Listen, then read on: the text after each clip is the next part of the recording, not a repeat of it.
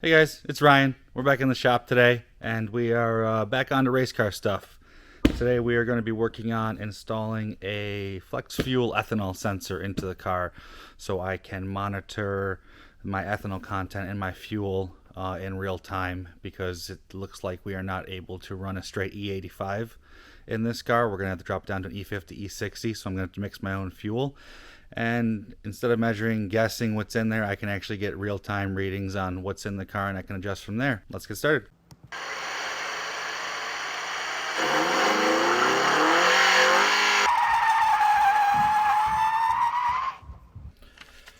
Alright guys, so here's the kit that we are using. It is a Zeitronix ethanol content CANBUS sensor. So here's the sensor that we have to install in the car. And here is the control box for the sensor. It also does come with a gauge that can plug into it. That's if you want to use it, I guess. And then here is your sensor wiring harness. So this goes from the sensor to the control box. And then from the control box you can go to the gauge that they provide. Or you can do what I am going to attempt to do, and that is the wires that come out of this will support a CAN bus that I can wire them directly into my AIM dash and get my ethanol content directly on my AIM system without the need of having to install this gauge. It's definitely a little bit more cumbersome way to go about it, but I just like that it's clean. Everything's through my my dash currently, and I like that I can just see everything there in one spot. I've got dedicated pages for sensors and data that I look at. So it's pretty basic. I just got to go through the wiring here. We got to go through mounting the sensor, running the wiring, and then in theory that is going to be a spare part, and these are the only things that we need to install in the car. So let's go dig into it and see how this is going to work. So I'm still trying to figure out exactly where I want to put this sensor. Some people have disconnected this clip here, and you can get an adapter and kind of sandwich it between. I'm not sure if I actually want to put it in the engine bay. To me, it just seems high risk. If one of these clips were to fail, especially for a track car, it'll spray fuel everywhere. It'll get on the exhaust, get on radiator lines, and which is with the heat in here, it's pretty much a guaranteed car fire. So I am going to look at that as an option, but then I'm also going to remove my helmet blower and my fuel pump bulkhead plate here. And there's another connector on the top of the outlet of the pump. I'm going to see if there's enough room in there to put the sensor. If not, worst comes to worst, I'm going to look at under the car in here. There's an area with a plastic cover that the fuel lines and the brake lines go through. I'm debating, not exactly sure yet. It would be the best location about cutting the fuel line there and using compressed AN fittings to splice the sensor in there. It would be away from everything. So if it does actually fail, it's one of the furthest points away from the exhaust down there. It's under the car. It'd be probably the lowest risk place to install it. So I gotta get into these three areas and see which one is going to be the best fit. So I'm going to start doing that, and once I've done that and I've come up with the location and what I'm going to need for it, we'll come back. All right, so we took the fuel filler portion of the bulkhead out, and I took the cover off the fuel pump housing. All right, so what I've decided to do actually here is I'm going to remove the fuel pump, and that will allow me to work with the fitting out of the car, as well as I don't have the connectors here that I'm going to need, so it'll allow me to take the pump and the sensor that I need to a fuel and hydraulic store that we've got here locally, and they'll help me kind of come up with a solution. So let's get started on that.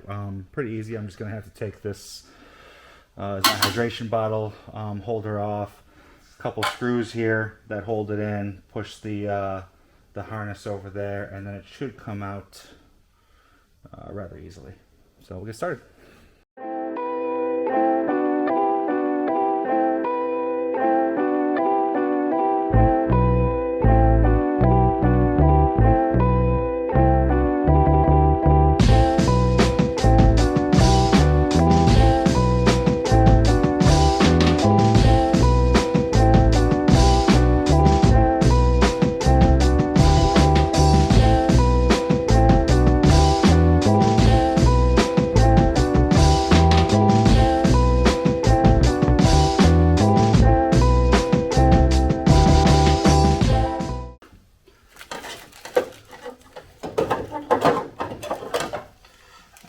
So you need to remove this plate. It's got, oh, what was it? 8 screws around it, Phillips screws.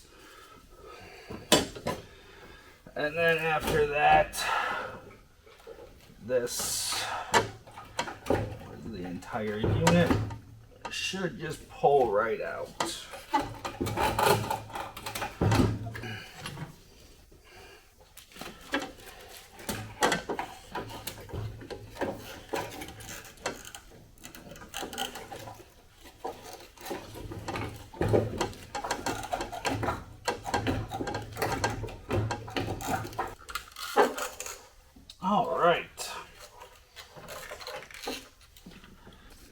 Alright, so now that I got the pump out of the car, I just put it in a plastic bag so if there's any extra fuel in there, it doesn't leak out.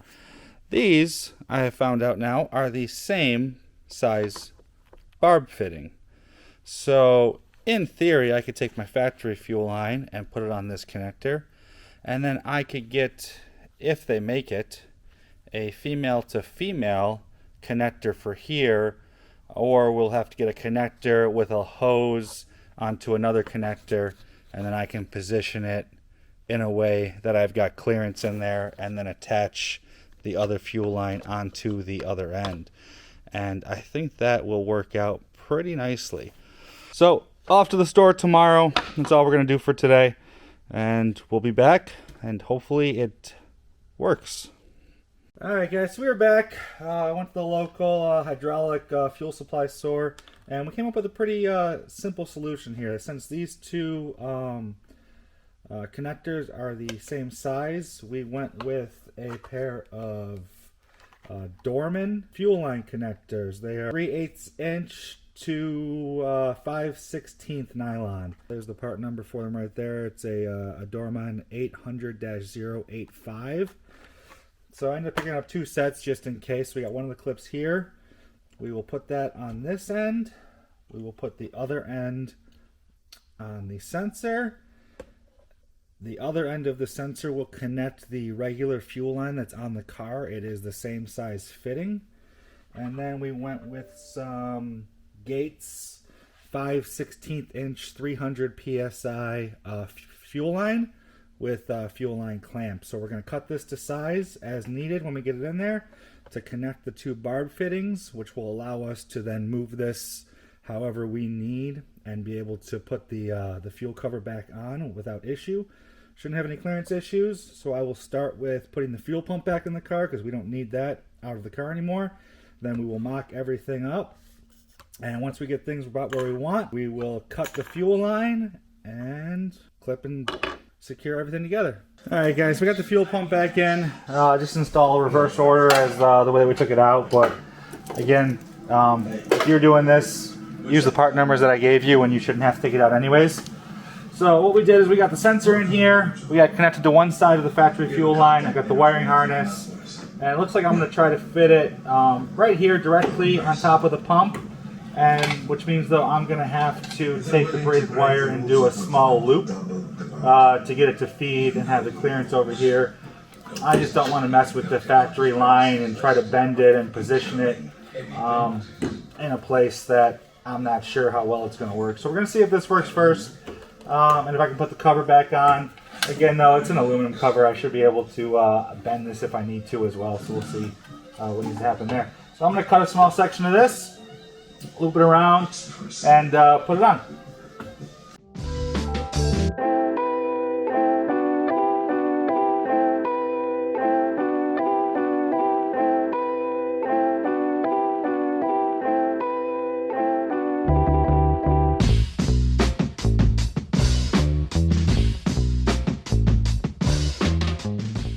Let's actually get the pump primed and make sure that the car starts. And then I will get a jump pack and plug the sensor into the gauge and make sure that we're actually getting a reading before we start putting things back together.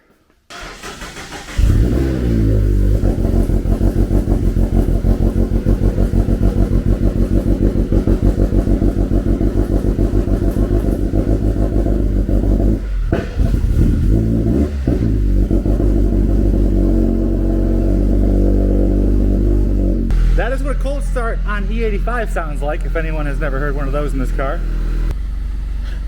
Alright guys, turn the car back on and we are monitoring the fuel rail, and you can see here that I am at about 1400 psi on the high pressure fuel pump on the back of the engine at idle, and when I rev up the car it does get up to 3829 psi. So we are not seeing any fuel pressure drop with this new sensor and new line into the system. The high pressure fuel pump on the back of the car is taking the fuel that's being delivered and it is stepping it up accordingly, so it is getting enough fuel. We're also not getting any leaks or any sputters, which is great. So I feel very comfortable and very confident to start buttoning it all back up. All right, so where I had it originally, that's not going to work, so I think this is going to work a little better. I have got the wiring harnesses here, the fuel line here, and this one is going to just rest on top of it here. I'm going to grab another piece of foam to put on top of that, and then I'm going to zip tie these all together, and they will work out very nicely like this, and we'll throw the cover back on. We'll put it down here, and we got our foam, and it's going to sit in there very nicely when I put the cover back on. So now we've got our wiring run to our Zeitronix CANBUS interface. I've just got a battery pack right now powering up the unit, and we're not going to be using that gauge because we are going to be using the CANBUS support with this kit. This is the whole purpose why I bought this. So we ran it in through and we pulled out our wires for the AIM MXS 1.2 dash that I'm running. Those are my CANBUS wires. I just tapped these in there for now while I was doing some testing and some configuring on the file, because I'm already running a CAN stream on my car for tire pressure sensors. So I had to get my CAN protocol modified to include the protocol for the Zeitronix ethanol content, so that way it would also work with my tire pressure monitoring CANBUS module. And you'll see that I'm running the trail brake system, which I've got mounted in there. The main issue that we ran into, that I ran into, was that the trail brake TPMS system works on a 1 megabyte per second CAN bus speed. The Zeitronix, from the when they ship it to you, is configured to only run on 500 kilobytes per second, and you cannot interfere those two systems if they're on different speeds. So I had to reach out to Zeitronix, and they had to give me they sent me a cable to plug it into the computer, and then it plugs into the gauge portion on the interface, and you're able to go into their software. When you go to the hardware, you can connect your devices, verify that it's on the correct COM. You're going to have to download the drivers for their device as well. It's all on their website.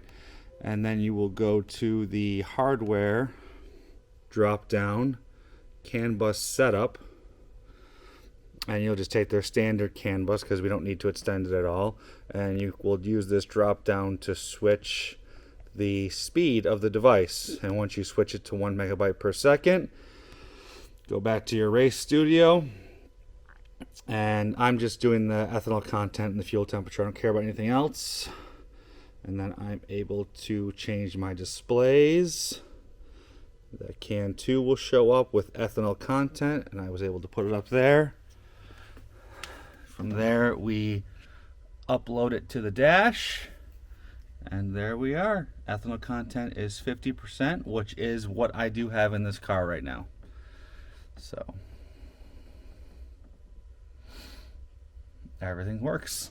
So now we've got ourselves a little bit of mess of wiring in here, and I'm going to have to go through and now start actually hardwiring the CAN bus to the car, hardwiring power and ground. I'm going to have to mount this box here with the wiring looms. Probably put them back here with some more of my spaghetti. Alright guys, so we are all set with the wiring. Pretty simple job. Came back in here, and this is where I decided to mount the box, the controller. I shortened the wire loom coming out of the fuel pump cover, so that way there wasn't as much slack and excess wire I had to coil up. Then we just tapped in power and ground, cleaned up some harnesses a little bit down on the floor here, ran our wiring up as tidy as I care to get it right now, and put everything back together with the steering wheel. And there we are up there, ethanol content 50%, and all my tire pressure sensors are reading with my trail brake system. So I'm gonna call this project a success. If you guys have any other questions, comments, anything that you want to see a little bit closer, questions on how I did specific things, or like always, any content that you want to see, please let me know. I'll see you again soon.